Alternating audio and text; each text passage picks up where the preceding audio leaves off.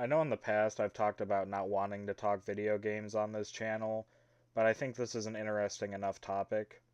I know usually we're just opening action figures, but I hope you guys can find this conversation interesting and or thought-provoking. Thank you for watching and enjoy the video. Hello, everybody. I'm back. I'm not dead yet. That might be good news for some and bad news for others. Can't see it, but I got my septum re-pierced. I got a little bit of jewelry. But this is a video that came into my head a few days ago, and without further ado, I'm going to put up some disclaimers.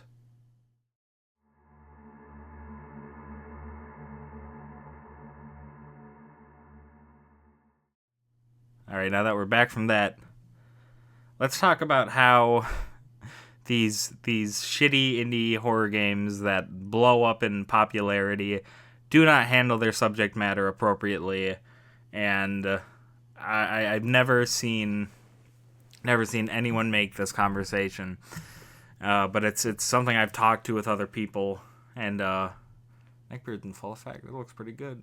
It might come as a surprise to you, but I'm not like a Discord moderator. I'm just a disgusting guy. Anyways, these are conversations I've had with others that when I bring up these perspectives, it makes people think differently, but I've never seen it talked about online, and I thought it would be interesting if I discussed it.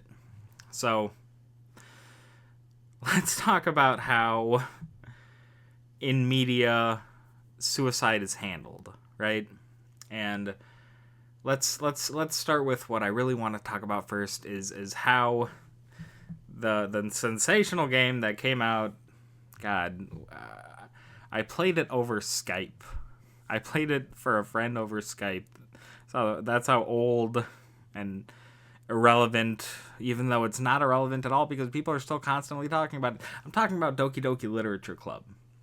Now, when I first played it, I wasn't into horror games. I even coincidentally wearing my Resident Evil Nemesis shirt today.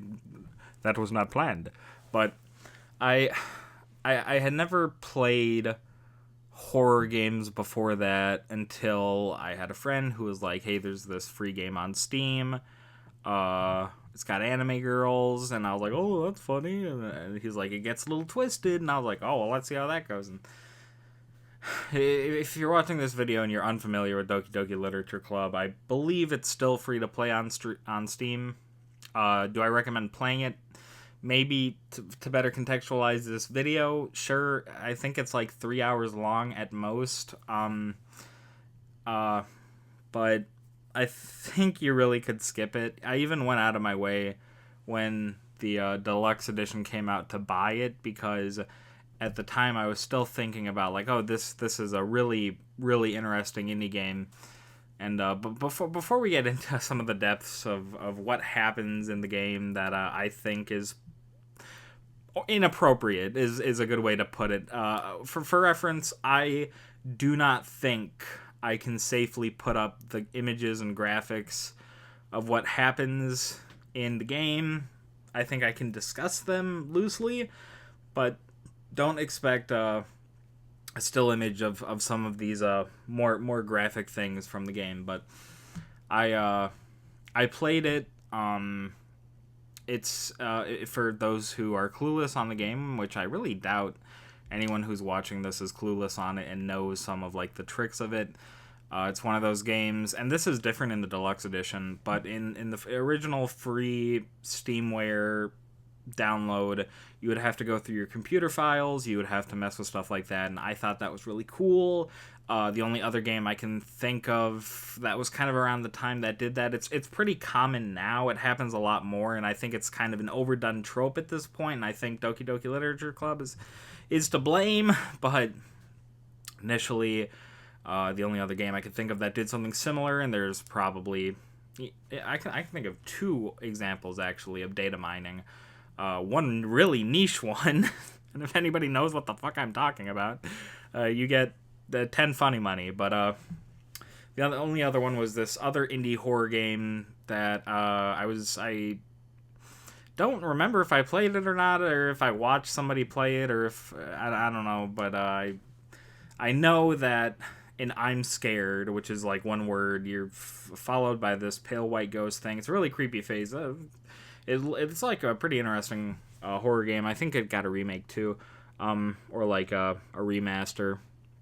Um, but it's also one of those games where like, okay, you're gonna start getting these files on your computer and interesting stuff like that. And the other very niche example is in the early 2000s, a million years ago at this point for some people, there was a game called Black and White, where you played God basically, and you had a big like anthro animal. It could be like a lion or a cow. I think you were given several options of what it could be, a turtle maybe. And if you were playing past a certain hour, it would read it on your on I had a Macintosh. All right, if you probably don't even know what that is, a big Macintosh that if it read, if you read you were playing past 12 in the morning or something like that. I don't know what all the details are, and I can't be fucked to go look it up. That if your computer profile name was like Greg or there were many recordings for different names, but it would be like it would go like Greg while you were playing to fuck with you, which I thought like that's really fun. I really like stuff like that, and it's stuff that's more like, instead of putting shit on my computer, don't do that. But like Doki Doki Literature Club does the putting shit on your computer. Well, I don't think it puts shit on your computer besides when you install it, but you have to manage files, which I'll get into more as I get through the narrative of the game. I'm Scared directly puts things on your computer. Not a fan of that, but if it data mines a little bit and it finds your name or what the time is or something not too invasive, like, you could put your username for your computer as anything. Of course, mine's Spencer, which will become relevant later, but it could be Dick Balls McFartface for all I know. But yeah. So Doki Doki Literature Club is a visual novel that has a horror twist. A visual novel is like a game for perverts. There are many of these. It's like it masks itself as a dating simulator when in reality, throughout the game, you are given zero options. But that's, like for a game that was free, I think it was just developed by a single guy, Dan Salvato. I don't know if I'm saying his name correctly. That's fine. If this guy was working by himself and he made all these images for the visual novel, he coded it, he scripted it, all the other shit that happens. If it's one guy, it's very commendable, but that does not change that I think the subject matter within the game is handled poorly. So, I guess I'll do a very quick speed run. We have your character is you. You are playing yourself. You type in a username so you can be like Dickface McBallsfart, and you have this friend who lives next door. Her name is Sayori, and she's like, "Hey, I'm joining a literature club. Can you come? Do you want to come with?" And you can be like yes or no, but you end up going. I don't even know if you get to say no. It's been a while since I've touched the game. And you go, and there are these other girls. There's this one named Monica. You can't see my hand. There's this one named Natsuki. There's this one named Yuri. I'm not going to be talking about who's the best girl. I don't think it matters because there's a big disclaimer. I remember very explicit that says at the beginning of the game, every character is above 18. It's kind of concerning that you have to put that in your anime video game. Anyway, so you're introduced to this cast of characters. Monica is like the president. She is, like some cool bitch who very competent, is like a piano player. She's like a, some like varsity big deal hotshot. And there's Sayori, who is your childhood best friend. There's Natsuki, who is a grumpy short girl who is like a secret nerd. We'll get into the writing, okay? I'll make my complaints then. This video is gonna get me killed for talking smack on this fucking indie game, and the other one I'm gonna talk about. And then there's Yuri, who is like some, I don't know. I guess people would classify her as goth, but nobody really knows what goth means. Goth just isn't wearing black. If that's what goth was, I would be as goth as it gets. She's, some like moody, not moody, but just like reserved would be better. Reserved, quiet, kind of a like I think she talks about like reading Dostoevsky or something. Like she's pretentious. Anyway, so you go through that and you meet the girls. You show up to their meetings and you start like There's like an event happening. I think it's like some school fair, and the game's not getting weirded, but you can decide I'm gonna go with your only options for some reason are Yuri and Natsuki, and so you can not Sayori or Monica. I will get into why I think that is later. It's kind of really obvious if you. I don't want to recap the game for people, but I feel like it's necessary. Anyways, so you can choose either to like go bake cupcakes with Natsuki because she's like a baker and she likes baking. Good trait, attractive trait. I like that. But I commendable. And then there's Yuri, and I don't even remember what you do with her because I don't think I ever picked her because I personally I think the like aloof, like sort of edgy girl thing or like I don't know. There's all these stupid fucking Japanese words. Spencer, you can't be saying that. There's all these stupid words that English speakers use that are Japanese that make them sound stupid. Is that better? Like tsundere and yandere, and one of them means somebody who's like obsessive. The other one means somebody who's like mean but has a crush on you. That's me to you. That's why I'm so fucking mean to you. Anyways, so you've got that going on. So I was never really interested in Yuri, but you have like an intimate moment with them. I remember Natsuki's is like you fall on the ground and like put her finger in your mouth, and she's like, "Oh, very flustered. Don't do that. That's weird. Boys are weird," or something like that. And then her bratty bravado returns. And then with Yuri, I don't remember what happens. I think you like cut yourself on a tack or something. I don't know. Who gives a shit? Did I do any research? No, I just wanted to make the video. I thought about 3 things and started recording. Anyway, so you go through these like sessions with being with these girls, and it continues on and continues on, and then you get to this one part where it's like right before this big festival is about to happen, and Sayori stops you like on the way home or during the beginning of the day. I can't remember. And she's like, "You're my best friend, and I'm in love with you." This happens several fucking times. It's hysterical how much it happens. And it's just... I will come to a criticism on the writing soon, but Sayori is all like, "You're my best friend, I love you, I'm in love with you, I want to be with you," and you hug her, and you get the option... It's like a Telltale game. Nobody knows what I mean by that, but like this choice, anything you say during the entirety of this game, any choice you make means nothing. Okay, which really pisses me off. But we will get to that. So if you tell her you love her and you love her back romantically, or I think you have an option to say I love you as a friend, any of those, she'll be like, "Oh yeah, okay."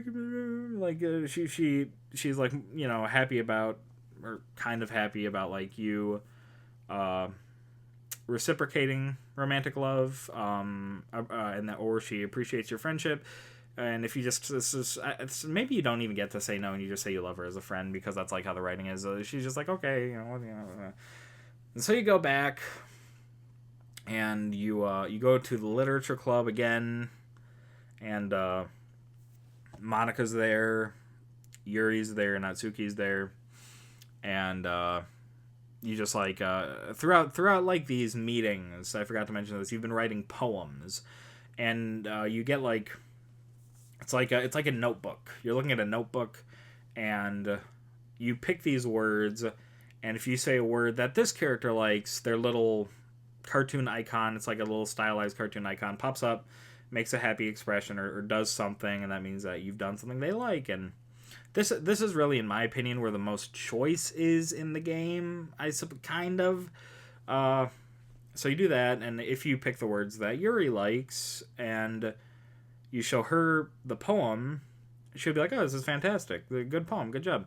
And the same for Natsuki, the same for Yuri, and I can't remember if you can do it for Monica until later, which I'll get to. So after Sayori confesses to you, she talks about like being seriously depressed. Come on now, but she does talk about being like struggling with depression. That's why she's not eating enough, or she's like always sleeping or stuff like that. And I think I played it when I was like 15, so I was like, okay. But I did replay it like 2 years ago when the deluxe edition came out, just to feel something. And that's where like my thought process of it started, because I had consumed better media that handles some of the topics. Anyways, we'll get to that. So you don't see Sayori that day. You show your poem to Natsuki or Yuri, and then Monica stops you, and she's like, "Oh, Sayori wasn't here today. You really left her hanging." Okay, so then you're like, "Oh, where's Sayori?" And you go home, because you like live across from each other or on the same street or some shit. And you go to her house, and this is where the game goes from like possibly being very interesting and thought-provoking to being, in my opinion, honestly, kind of like explicitly offensive. And I see memes of it all the time on the internet, because people are just still talking about this shit. They act like this game hung the moon. And you have text that verbatim says, "I slowly open the door. It's your screen is black except for the little pink text box. You push it open, and you're met with this loud horror stinger." I'm gonna edit one in right here. Pow. And then you see Sayori is hanging from her ceiling, dead, and the game glitches out, and a bunch of weird shit happens. So I gotta save it. I gotta say everything that happens in the game.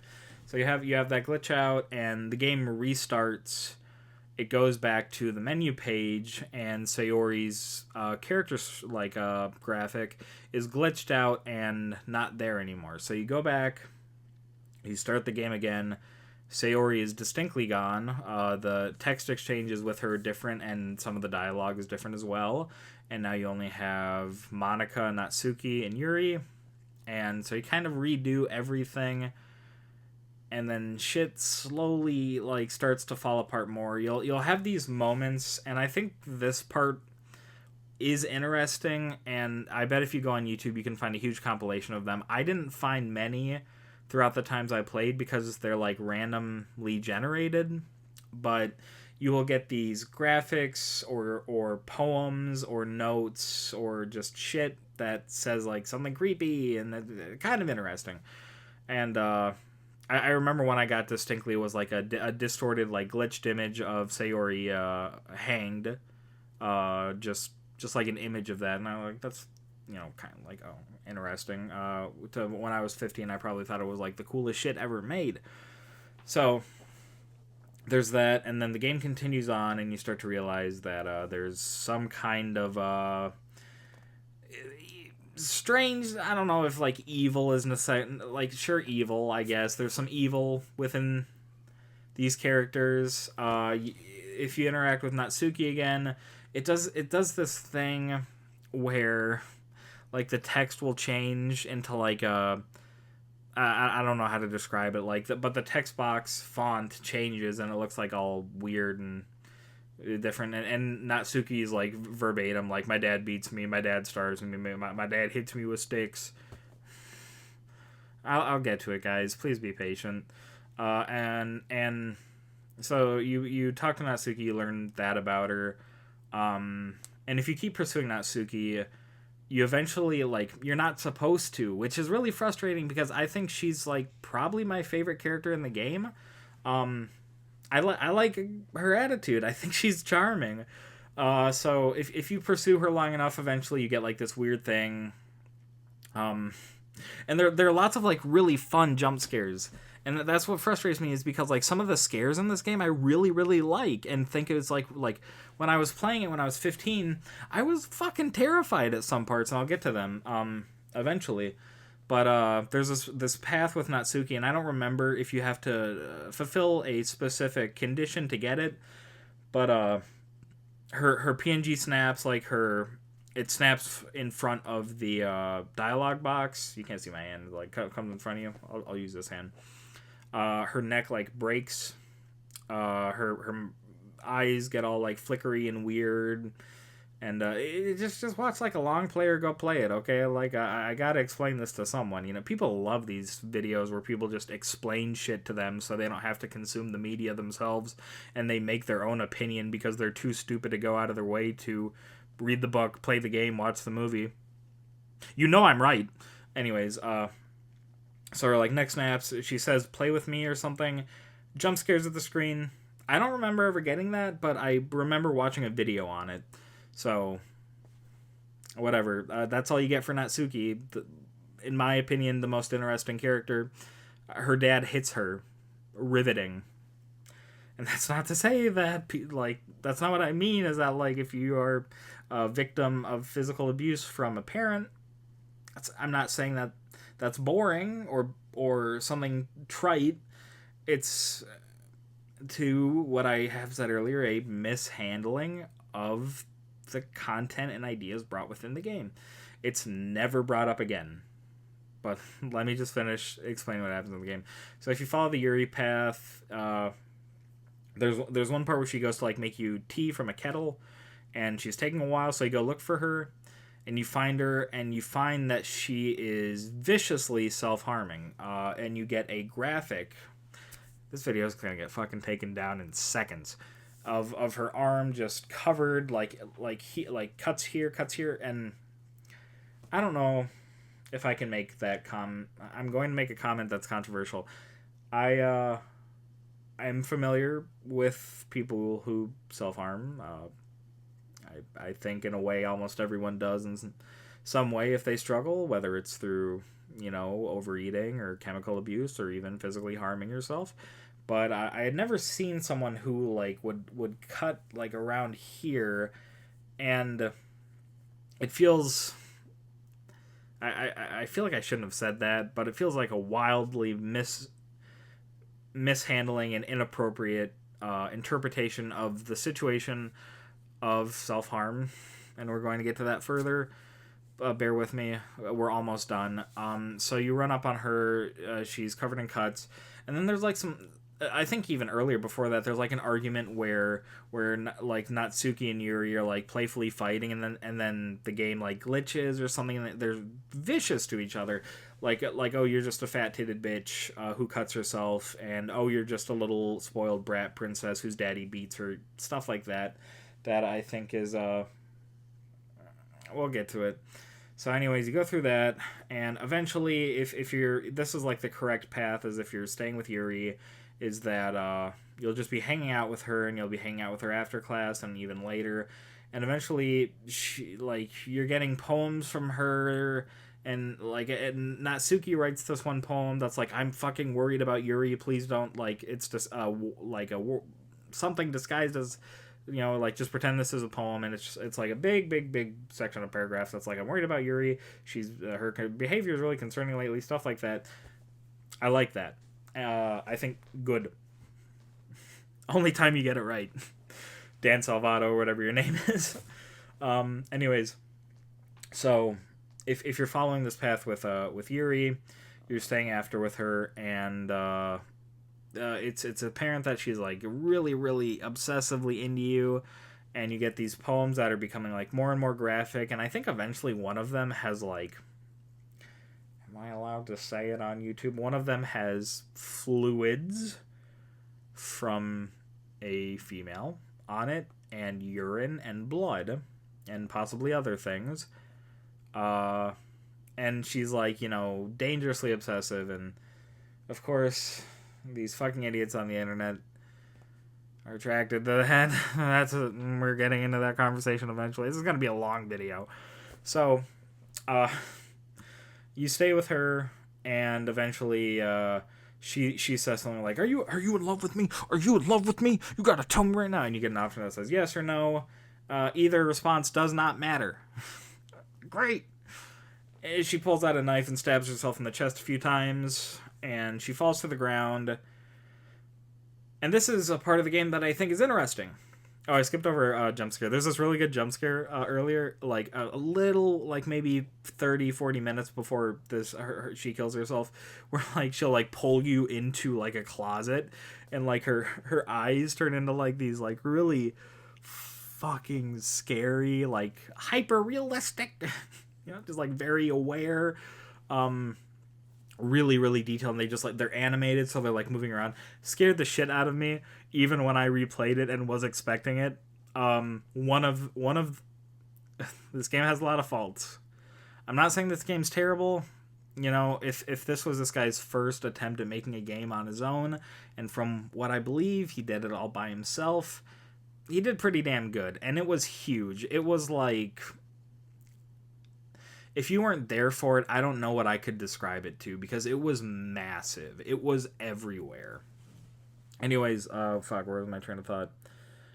Yeah, that jump scare is really good. So she stabs herself, and she falls to the ground, and you're changed. And here's another interesting game mechanic comes. And throughout all of this, you're starting to realize that Monica might know more than she's letting on, but in not so subtle ways.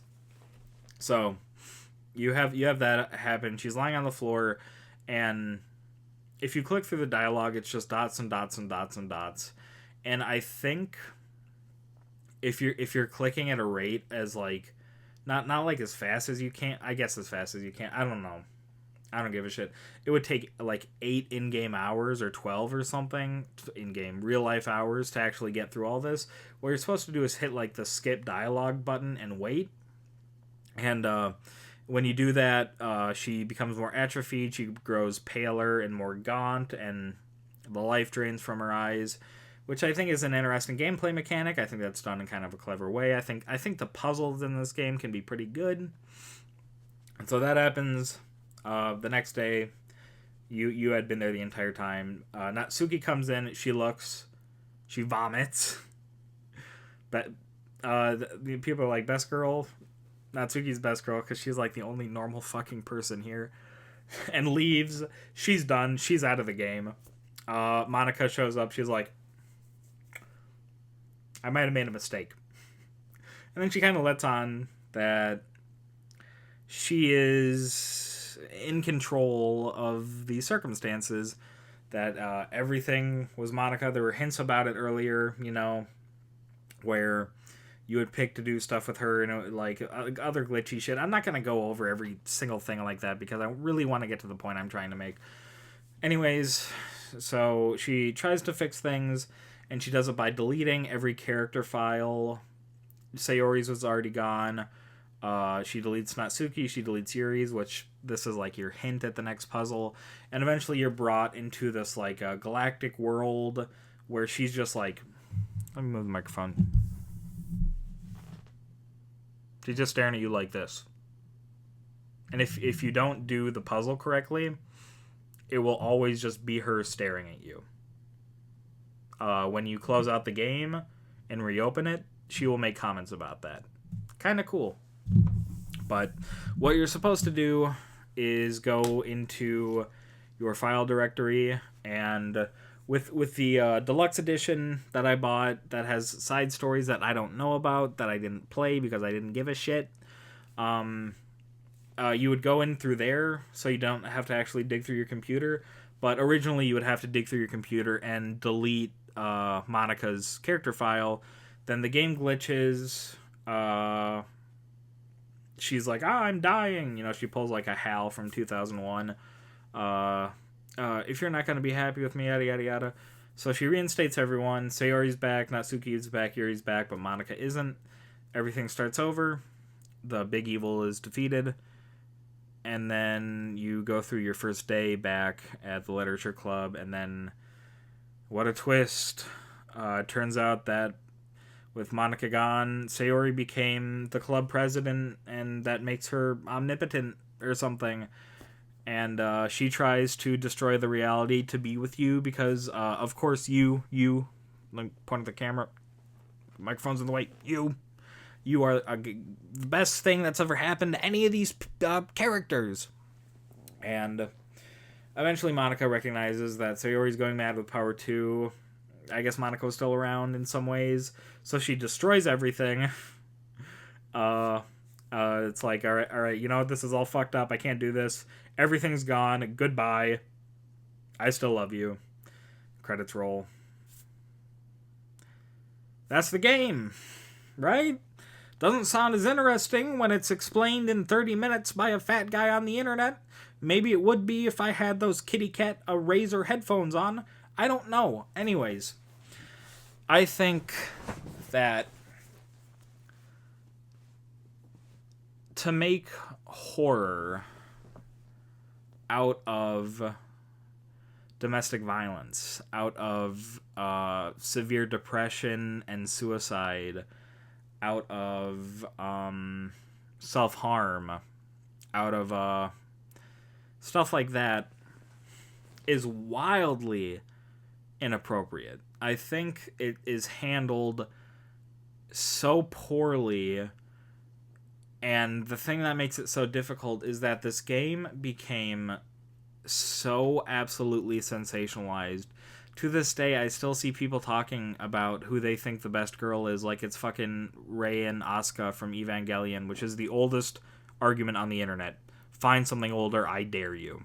But unlike the Rei and Asuka argument, where there's a clear answer, not telling you, these people are not recognizing that the narrative structure of this game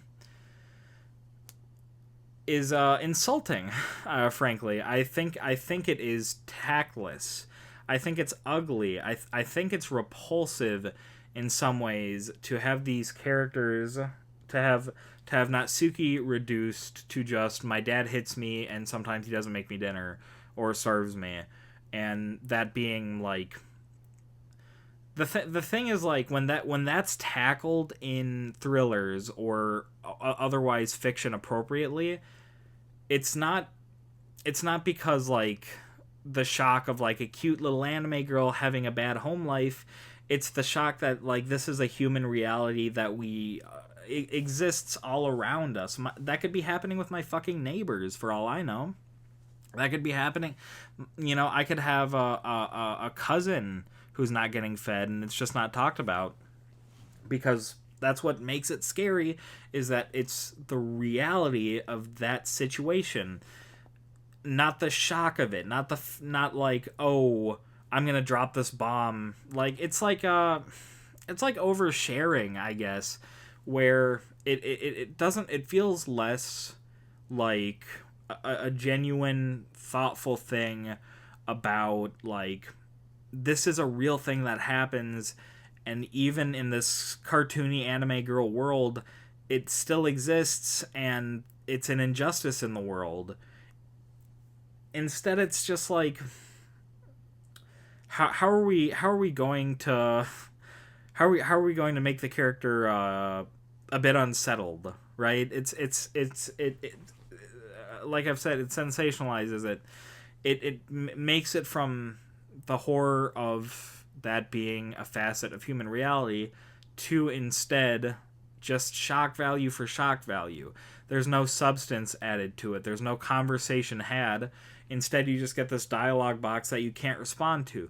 The same thing goes for Sayori's major depression, where I think really an effect that would have made it much more impactful would have, like, our character, the main character, entering the room, seeing that she's hanged herself, and not the game glitching out in seconds after. Like, there's a stinger and then it's just, like, immediately cuts to glitch.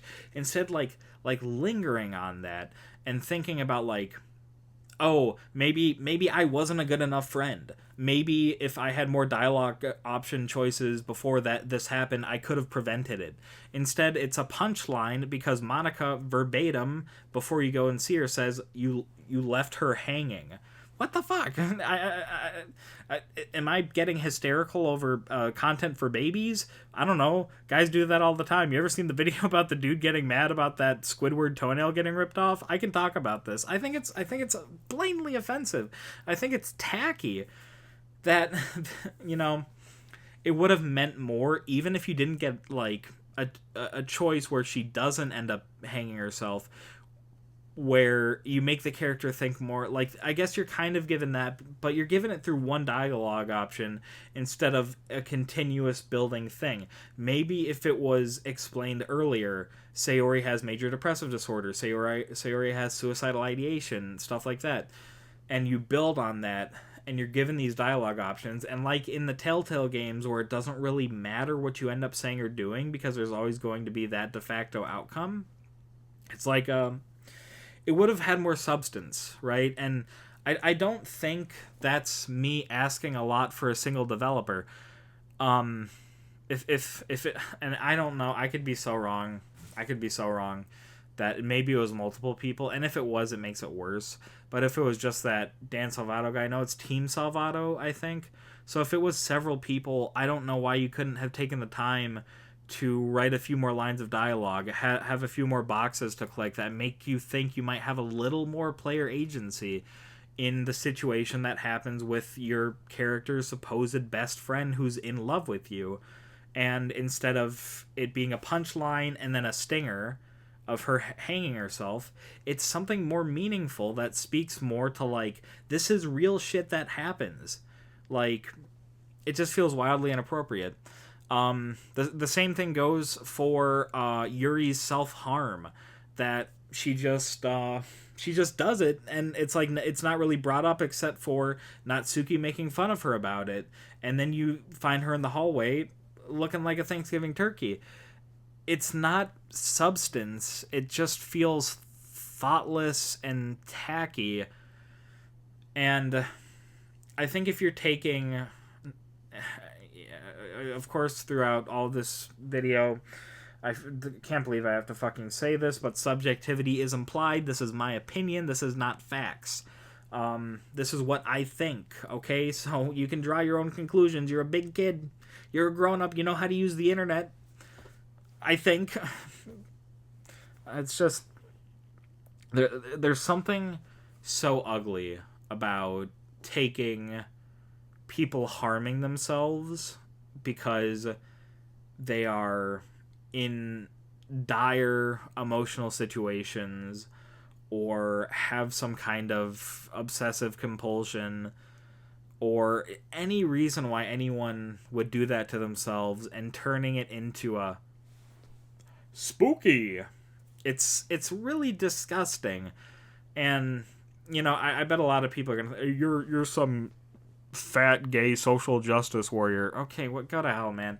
You just don't know how to think about something critically. A really great example of a well done character who has suffered domestic abuse, who has suicidal ideations, who has some serious shit going on, is Angela from Silent Hill 2.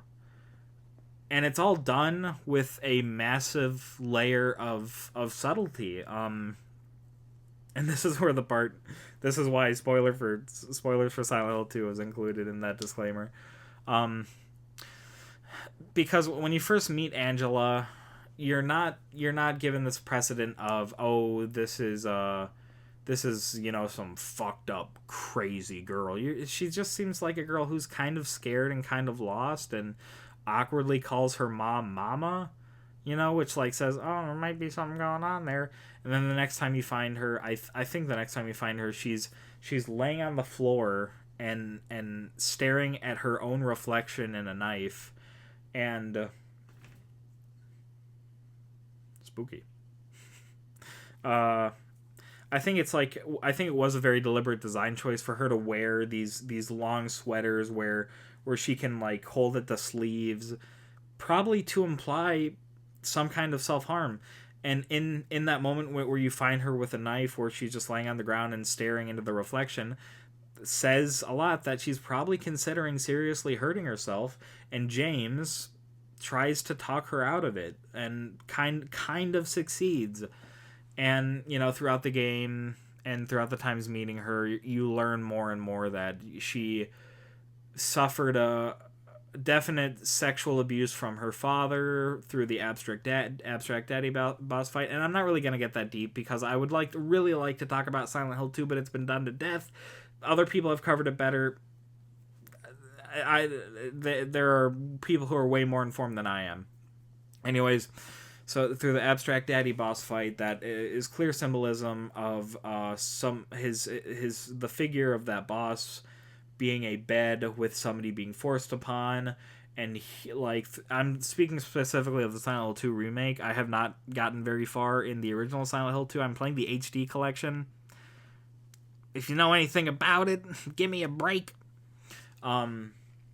So you've got that, and you have these talking TVs that are like, oh, you're ungrateful and stuff like that. And it's also kind of implied that not only did she kill her father, that she killed her brother, who was probably complicit in some other kind of abuse, and is looking for her mother probably to kill her as well. So, but none of that is just like directly like Natsuki verbatim saying my dad hits me and doesn't feed me. Instead, it's all just like loosely hinted at through Angela's difficult interactions, her poor social skills.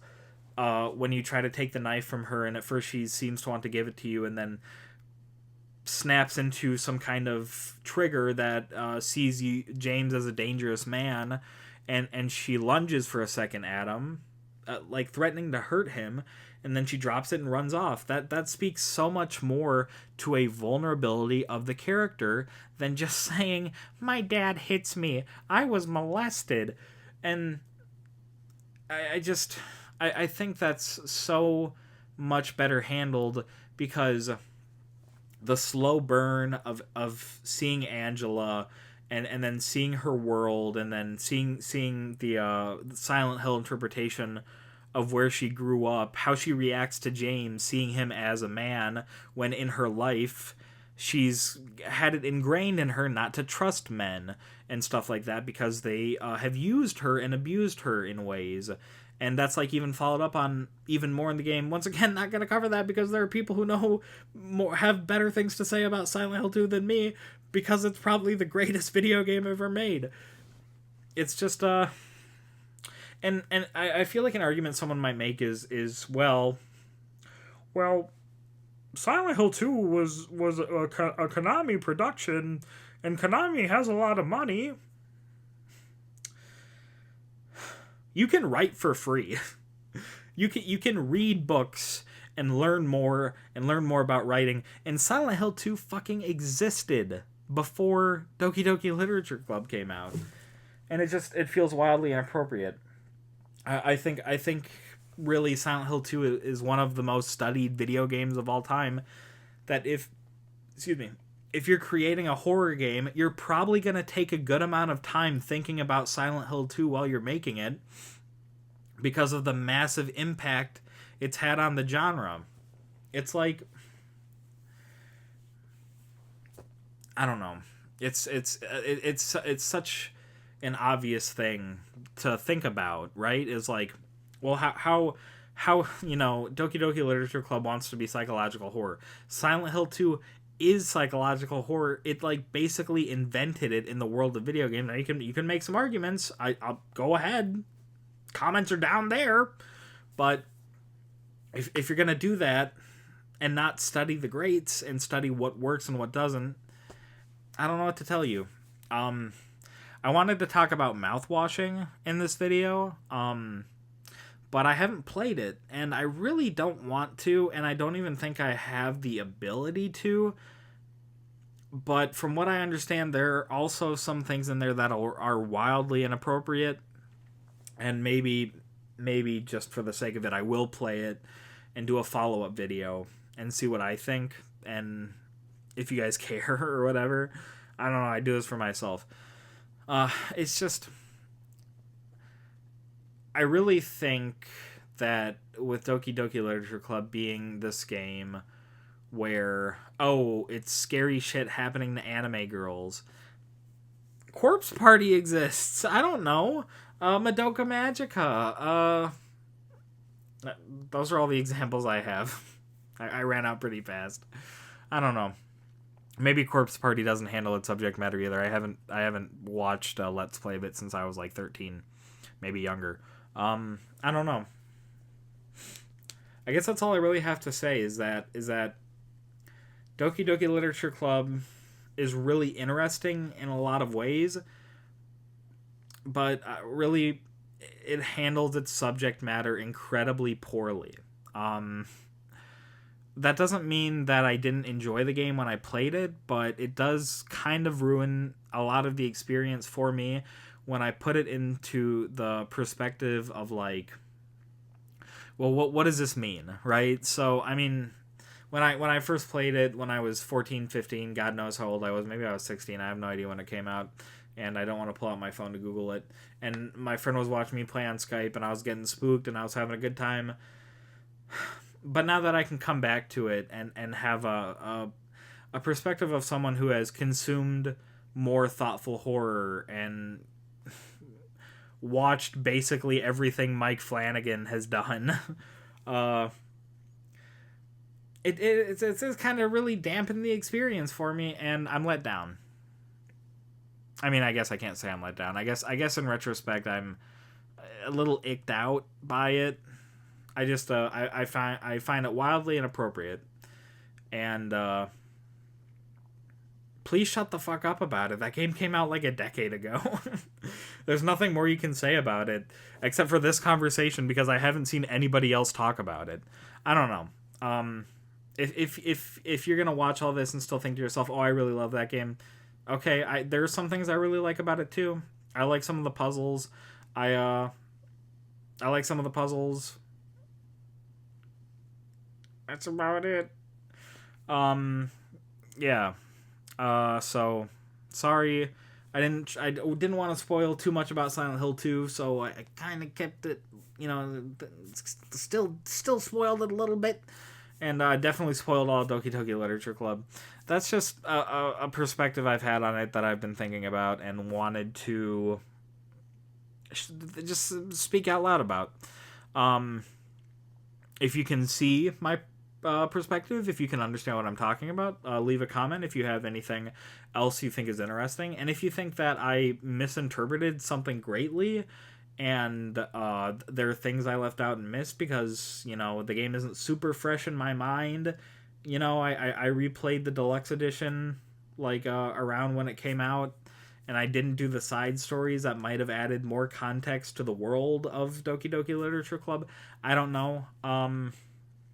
I'd like to hear those arguments. If you're some loser who gets really mad when your anime girlfriend is disrespected, let's find a place to go scrap, man. You can bring your katanas. I don't know. I can't be making that joke. Look at me. Hypocrite. Anyways, thank you guys for watching. I'm not dead yet. I don't know when that's happening. Sorry, I'd give you a hint if I did. Yeah, thank you for watching. Thank you for listening to all this. Hope you had a good holidays if you celebrate. Hope you had a good New Year if you celebrate. This is my first video of 2026. Wow. Thanks for listening to me, and cowboys help cowboys.